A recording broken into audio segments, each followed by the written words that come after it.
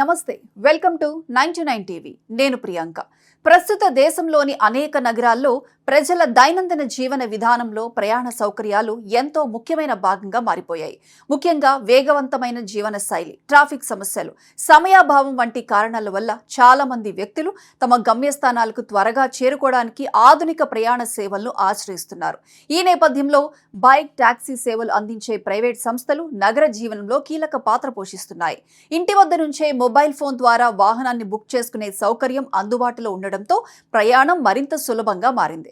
ముఖ్యంగా ఉద్యోగులు, విద్యార్థులు, మహిళలు ఈ సేవలను ఎక్కువగా వినియోగిస్తున్నారు. అయితే ఈ సౌకర్యాల పెరుగుదలతో పాటు కొన్ని ఆందోళనకర ఘటనలు కూడా వెలుగులోకి వస్తున్నాయి.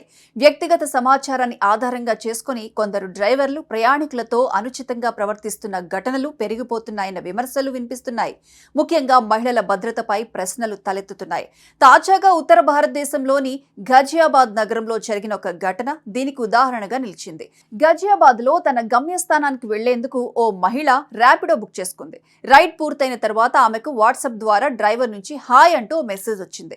అనంతరం ఆ డ్రైవర్, మీరు చాలా క్యూట్ గా ఉన్నారు, ట్రెడిషనల్ దుస్తుల్లో మీరు చాలా అందంగా ఉన్నారు, మీ వయసు ఎంత అంటూ ఆమెను ఇబ్బందికి గురి చేసే ప్రశ్నలు అడిగాడు.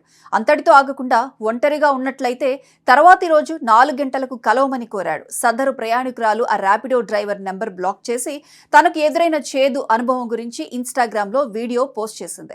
నిమిషాల వ్యవధిలోనే ఆ వీడియో వైరల్ అయింది. అనేక మంది ఈ ఘటనపై తీవ్ర ఆగ్రహం వ్యక్తం చేస్తూ మహిళల భద్రతపై మరింత కఠిన చర్యలు తీసుకోవాలని డిమాండ్ చేశారు.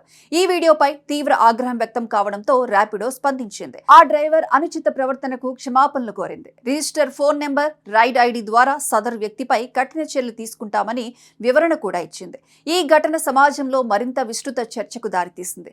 ప్రయాణ సేవలను అందించే సంస్థలు తమ డ్రైవర్లపై మరింత కఠిన నియంత్రణలు అమలు చేయాల్సిన అవసరం ఉందని నిపుణులు అభిప్రాయపడుతున్నారు. వినియోగదారుల వ్యక్తిగత సమాచారాన్ని రక్షించే విధానాలు మరింత బలపడాల్సిన అవసరం ఉందని సూచిస్తున్నారు.